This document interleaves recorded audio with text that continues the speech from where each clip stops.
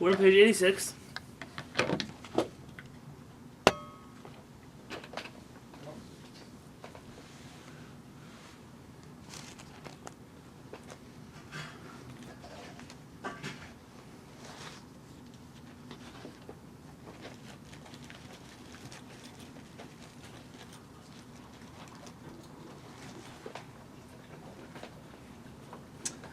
Rabbeinu Avraham has been trying to do something very interesting with the mitzvot.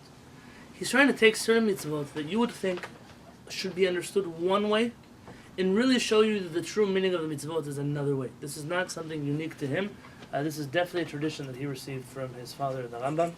This is the Rambam's style of learning in general, which is don't learn like a fool. Learn like someone who's intelligent. And the Rambam spends his whole life trying to get people to learn like that. And I'll explain. We mentioned the city of refuge. The city of refuge, many people think, is to save the person who's going to be killed from the hands of the one who's trying to kill him. Says Rabbeinu Avraham ben Rambam, actually there's another side of this, which is to save the person who might kill from fulfilling his desire to kill somebody else. So the next thing also... To keep the blood off their hands. Yes. And just like he said, many people will think that one should give musar to somebody else or rebuke them for something they did wrong to them. He said, you might think it's to fix another person, but sometimes it's in order so you shouldn't become so angry. If you deal with issues as they come up, instead of waiting forever to deal with them, then things might actually change. So that's the way Rabbeinu Avraham looks at the prohibition of revenge. V'isuro yitareh al nekima u'ntira. HaKadosh Baruch Hu's prohibition of revenge and bearing a grudge. Revenge and bearing a grudge. Two different things. We spoke about them in a different class. The reason why a person should not bear a grudge or take revenge. What's the difference in bearing a grudge? Let's define it. Well, bearing a grudge is something you keep to yourself and only implicitly reveals itself. Like, you treat somebody... okay, you're onto something. Yeah, Let me give you an example. But revenge is like an action, and it's you actually do something. David, it's explicit. I once needed a ladder, and I went to David and said, "Hey, Mr. David, can I borrow your ladder?" And he says, "No." Fast forward 2 years, he comes to my house. "Hey, I really need a ladder." The one who takes revenge and the one who bear a grudge, they both respond differently. How does the one who takes revenge? How does he respond? Nope. Well, you wouldn't let me your ladder, so I'm not going to lend you mine. Very good. That's revenge. You wouldn't let me take your... Don't think about taking mine. The one who bears a grudge? He could say yes, but he'll say yes, but he'll let you know. So, you know what? Even though you never let me borrow your things, I'm going to let you borrow mine. Like what Zev was saying. It's the attitude. He could really get a mitzvah if he's just quiet. He doesn't, yeah, sure, take it. He'll get a mitzvah. But revenge, bearing a grudge, they're similar but not the same thing. The reason Rabbeinu Avraham says the Kadosh Baruch Hu commands us to stay away from such feelings is because of the anger that it does to us. And less of what it will do to the other person, but a lot about what it will do to you. Oh, welcome back. V'ayisurim al Kehillat dayan v'nasi v'cheresh, and all the prohibitions about cursing a judge or a prince or a deaf person.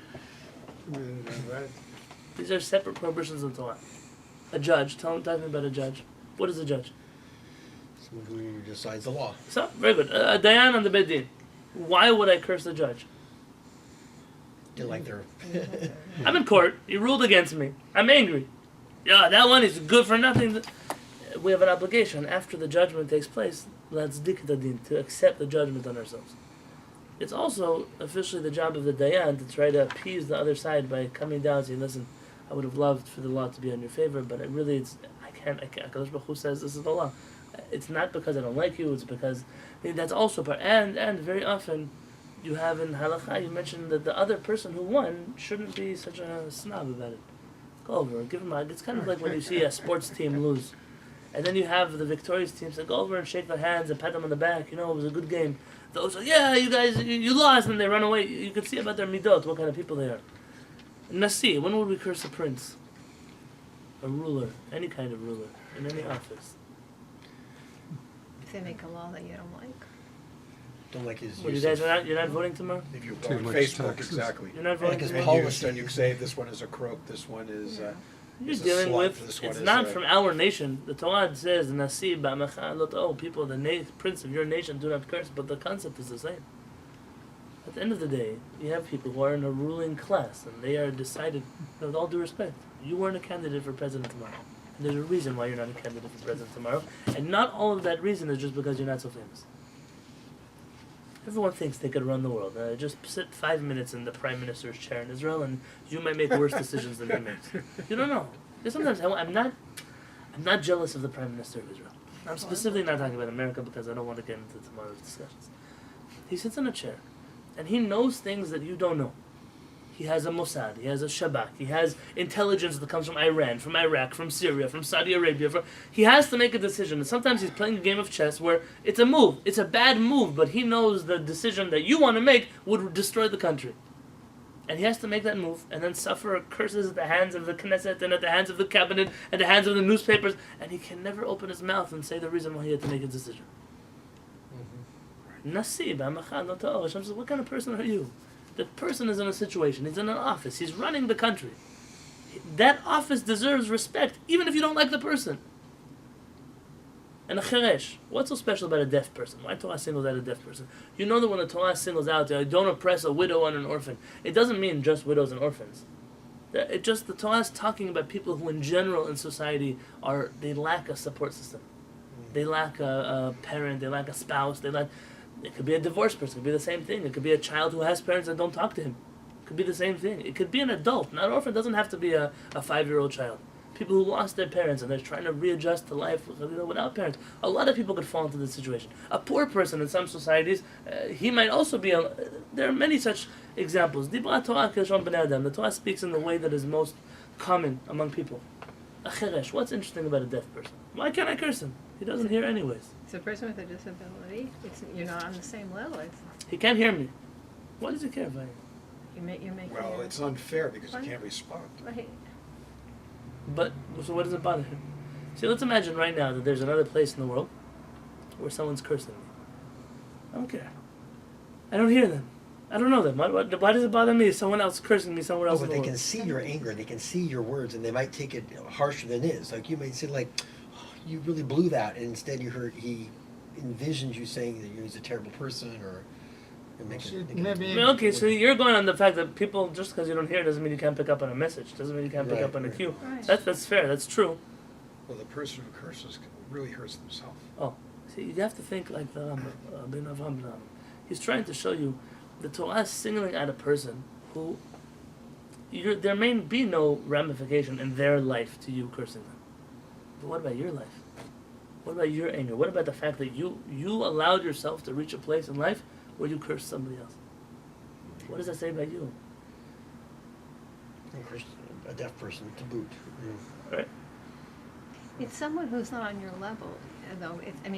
I think it's a message like the orphan and the widow. If you're going to take someone on, at least have an equal. Don't take on somebody who's got a disability or somebody who just isn't as So this, I believe, though, would fall into the same category of do not oppress that which is weaker than you. This is Okay. different. This is cursing. Cursing is a very verbal thing. If I curse somebody and they're in a soundproof chamber, I curse. They didn't hear what I said. You know, a homeless guy in the street can just, curse back at you. Have you ever been at a table where They someone may made a be joke and it might have been powerless, about you but and you didn't really hear it or you They didn't can get curse it? you back. It happens in life. Says Rabbi Yonatan, כל אלה באו למנוע את תכונת הכעס, לבד ההזק והעוול הנגרמים להם כולם. Says, aside from the damage that happens to the one who is cursed, his friends now laughed at him, someone else now knows something about him that he might have not wanted them to know. That's obvious. But what about you? That you put yourself in a place where you would curse someone else. Ukvar hisbir, and this is the beauty of this book. I have to tell you, there's no other book that I know in the whole Jewish world that is like this, aside from the Tur. The Tur Shulchan Aruch quotes his father a lot. Adoni Avi HaRosh said, my father the Rosh said, my father. It's a very special thing to have a rabbi who learned by a great rabbi also. Now many rabbis had parents who were rabbis, but not who were both equally accepted by the Jewish community. Rabbi Yonatan Halevy is a rabbi accepted by the Jewish community, and his father is the rabbi of the Jewish community. He says, my father, Abba Mori Zatzal, my father, of blessed memory, he explained B'Sefer HaMitzvot. את מאמרו יתעלה לא תקלל חירש בטעם שיובן ממנו מה שהזכרנו לעיל. He says, if you look at my father's writings, the Rambam said that it's forbidden to curse a deaf person, even though he can't hear you. That's still included in the prohibition. And he says, if you understand what my father was saying it's because of what it does to you, and not only because of what it does to them. He has a tradition. This is the way I understood my father's teachings, because my father, I was his son, and I heard him explain it like this. It's a special moment in the writings of Rabbi Yonatan Halevy. And also the prohibition al Kehillat av va'em. God forbid cursing parents. If you think this is something not so common, it could be. It could be that in a generation past it wasn't so common. But today, I've heard kids say things about their parents that people don't say about criminals. They live in their house, and they eat their food, and they sleep in their beds, and they use their electricity to charge their iPhones that they bought them. I'm not saying here you have parents that are sometimes obnoxious, and they're not nice, and they get involved in your life. But between that and absolutely cursing and ridiculing and degrading and putting down, and unbelievable some of the things that I've seen. And I'm not so old. You should know. I'm not. This is not a generation so far from me. But it's unfathomable to me that such a thing could happen. Entitlement, that's called. Oh my God. Says Rabbeinu Avraham, "V'haka'at kol adam Yisrael," even hitting any Jewish person. K'mo shneimar, like it says, "Lo yosif al mispar hamalkot." The Torah says that a person cannot hit the bedin. It's punishing a person who's a criminal. It's a criminal, a bad person. The bedin can add another smack just to send a message home, because the bedin then is guilty of hitting another person without cause. כל אלה באו למחות את רישומו של הכעס הגורם לאדם שיתפס למעשה עוול גדול וחוצפה יתרה. It's supposed to erase from us this anger which leads us to do such disgusting things to other people. There are people you can't believe a person. I once saw a person hit their child in public. Hit is not a word to hit them. Grab them, beating them in public. Where? In a shul, mind you, in a shul. Not in San Diego. I was traveling. I was speaking somewhere, and you should know the child. I had the fortune to get to know the child over Shabbat. Such a sweet person. The father is father's a crook. Belongs in prison. The child is like a diamond. I can't tell you. Sometimes you wonder, why did this person get that child? And my father always says he should have been a plumber. He says, look how the plumber's kids came out. Look how his kids came out. You know, it's sometimes you never know. HaKadosh Baruch Hu has his plans in the world. But this person, to reach such a place, it tells you something so disgusting about this person. In general, I'm not judging anybody, and please don't answer this question. I'm not asking a question. Don't speak up if you don't. Past is the past. People who have no way to express their anger aside from physical harm, of course it's something known. The Torah even talks about it, hitting children. It's a character trait inside of a person that it's disgusting. It means that a person doesn't have the tools, like an adult, to deal with the issues. Violence is not the answer, not just in wars between countries. In that situation, maybe violence might be the answer. There are times where Hashem commands us to go to war. A person, Chalila, hits their spouse. It doesn't make a difference, by the way, if it's a man who hits a woman or a woman who hits a man. Domestic abuse exists also by men, towards men. But also children. A child, what in the world are you hitting a 5-year-old kid for? The 5-year-old is a 5-year-old. And what do you teach a 5-year-old? You teach the 5-year-old that then when you have issues, you hit the other people.